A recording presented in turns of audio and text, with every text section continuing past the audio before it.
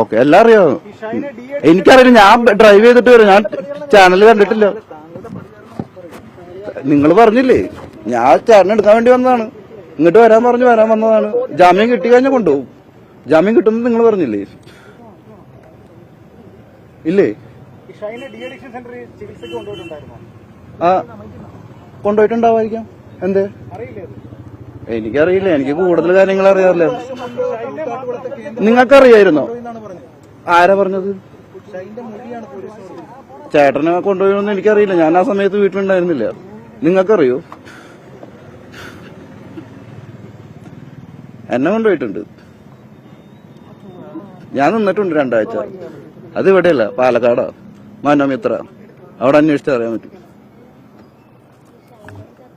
നിങ്ങളാരും പോയിട്ടില്ലേ de addiction സെന്ററിൽ?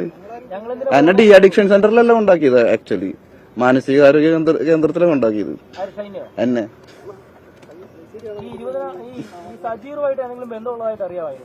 ഏത് സജീറാണ്?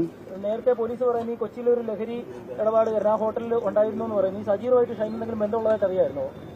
എനിക്ക് ഏത് സജീറാണെന്ന് അറിയാതെ പറയാൻ പറ്റില്ല. ഫോട്ടോ ഉണ്ടോ? ഈ സജീർ എന്ന് പറയുന്ന ഒരാൾക്ക് 20,000 രൂപ ഷൈന്റെ ഫോണിൽ നിന്ന് കൊടുത്തായിട്ടൊക്കെ പോലീസ് കണ്ടെത്തിയിട്ടുണ്ടായിരുന്നു. ഞാനൊരു 5,000 രൂപ ചോദിച്ചിട്ട് തരാറില്ല. ഒന്നുമില്ല. ചേട്ടൻ കള്ളടിക്കാറുണ്ടോ? അതല്ല ചോദിച്ചാ, ലഹരിയാണോ എന്ന് ചോദിച്ചാ ഞാനത് കള്ളടിച്ച് ഓടാറില്ല. അങ്ങനെ ബോധ്യപ്പെട്ടോ എന്നുള്ളതാണ് ചോദ്യം. ഏത്? അല്ല, അന്ന് ഹോട്ടൽ ഇറങ്ങിയോടിയതുമായി ബന്ധപ്പെട്ട ഒരു പ്രതികരണം എടുക്കാൻ താങ്കളോട് അന്ന് വിളിച്ചപ്പോ നിങ്ങളെന്താണ് നിങ്ങൾ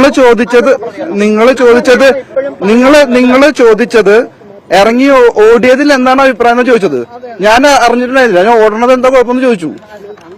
അല്ലേ?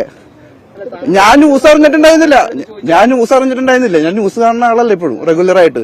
ഞാൻ ഇടയ്ക്ക് പേപ്പർ വായിക്കും, ന്യൂസ് അധികം കാണാറില്ല ഇപ്പോ. കാരണം ഞങ്ങളുടെ വീട്ടിൽ കേബിൾ ടി വി ഇല്ല ഇപ്പോ.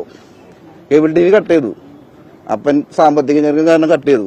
അപ്പൊ ഞാൻ ന്യൂസ് ഒന്നും അറിഞ്ഞിട്ടുണ്ടായില്ല. അപ്പൊ നിങ്ങൾ ചോദിച്ചത് ഇങ്ങനെയാണ്, ഇറങ്ങി ഓടിയതിൽ എന്താണ് നിങ്ങളുടെ അഭിപ്രായം എന്ന് ചോദിച്ചു. അതിൽ ഞാൻ എന്താ അഭിപ്രായം പറയേണ്ടത്? ഓടേണ്ടത് നല്ലതല്ലേ എന്ന് ഞാൻ ചോദിച്ചു, അല്ലേ?